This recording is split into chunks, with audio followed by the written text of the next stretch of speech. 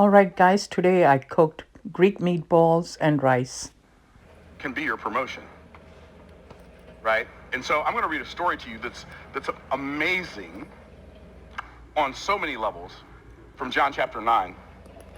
Um, and it answers a lot of questions that that sometimes religious people have, that they don't realize that they're being hyper-religious. But it's going to answer a lot of questions people going through difficulties have. Like you've gone through some things in the past and you've asked yourself, what did I do to deserve this? That's not necessarily the reason. So, John chapter 9, beginning with verse number 1, and it says, "And as Jesus passed by, he saw a man which was blind from his birth. And his disciples asked him, saying, Master, who did sin, this man or his parents, that he was born blind? Jesus answered, Neither hath this man sinned nor his parents, but that the works of God should be made manifest in him. And then he says, I must work the work of him that sent me while it is day, for the night cometh when no man can work. As long as I am in the world, I am the light of the world. When he had thus spoken, he spat on the ground, made clay of the spittle, anointed the eyes of the blind man with the clay, and said unto him, Go wash in the pool of Siloam, which is by interpretation sent. He went his way therefore, and washed, and came seeing. The neighbors therefore, and they which had before seen him that was blind, said, Is not this he that sat and begged? Some said, This is he. Others said, He is like him. But he said, I am he. Therefore said they unto him, How are thine eyes opened? He answered and said, A man that is called Jesus made clay, and anointed mine eyes, and said unto me, Go to the pool of Siloam and wash. And I went and washed and received my sight. And he said unto him, Where is he? He said, I know not. They brought to the Pharisees him that aforetime was blind, and it was the Sabbath day, when Jesus made the clay and then opened his eyes. Then again the Pharisees also asked him how he received his sight. He said unto them, He put clay on mine eyes, and I washed, and do see. Therefore some of the Pharisees said, This man is not of God, because he keepeth not the Sabbath day. Others said, How can a man that is a sinner do such miracles? And there was a division among them.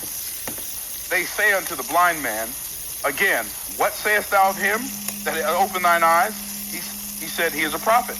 But the Jews did not believe concerning him, that he had been blind and received his sight, until they called his parents, the parents of him that had received his sight, and they asked him, saying, Is this your son, who ye say was born blind, and how doth he now see?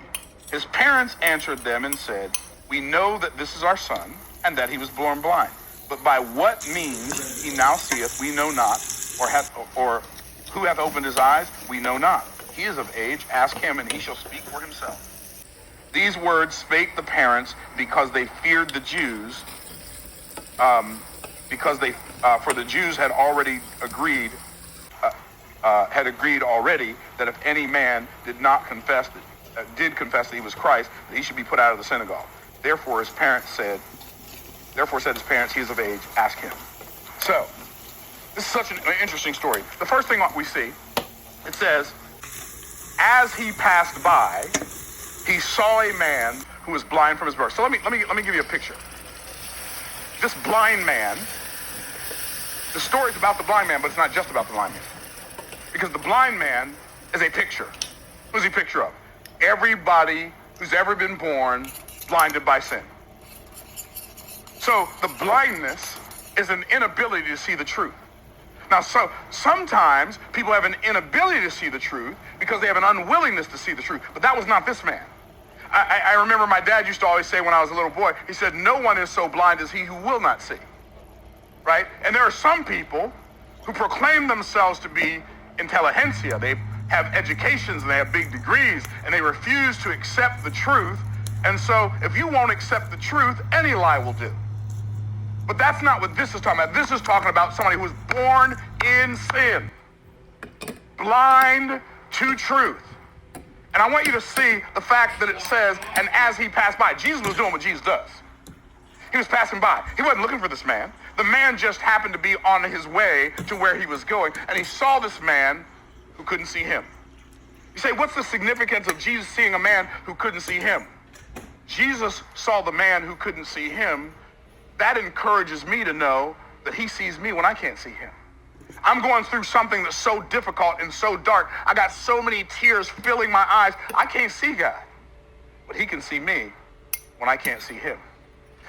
As if that ain't bad enough, here they come. What'd they say? Jesus, I got a question. Who did sin?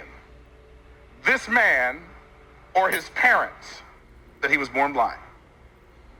It was exciting to share